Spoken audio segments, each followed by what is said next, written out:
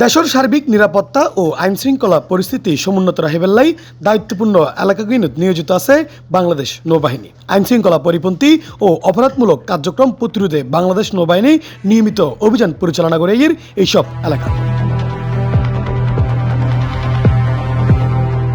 এরই ধারাবাহিকতায় গোপন তথ্যের ভিত্তিতে বুধবার দিবাগত রাত কক্সবাজারের টেকনাফ উপজেলার হিলা ইউনিয়নের রঙ্গিখালী ও লামারপাড়াত বাংলাদেশ নৌবাহিনী ও পুলিশের যৌথ অভিযান পরিচালনা হয়।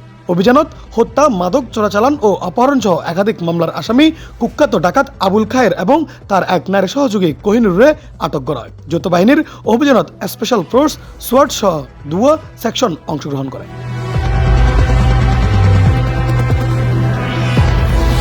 অভিযানকালে যৌথ বাহিনীর উপস্থিতি টের পেয়ে কুখ্যাত ডাকাত আবুল খায়ের উগ্র জলাশয়ত লাফিয়ে পড়ে ফালায় জনের চেষ্টা করে।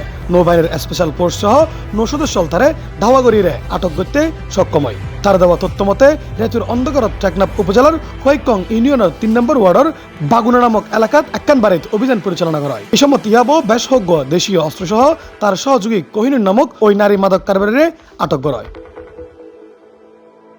আটককৃত শীর্ষ ডাকাত বিভিন্ন অপরাধে জড়িত এবং তার বিরুদ্ধে ইতিপূর্বে হত্যা, অপহরণ, মাদক চোরাচালান ও ডাকাতি সহ 8টি মামলা আছে বলে জানাই থানা।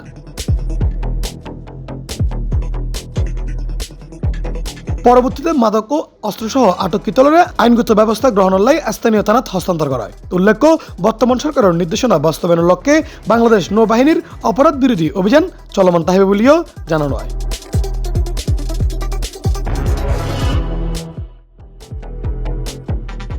C+ চট্টগ্রাম।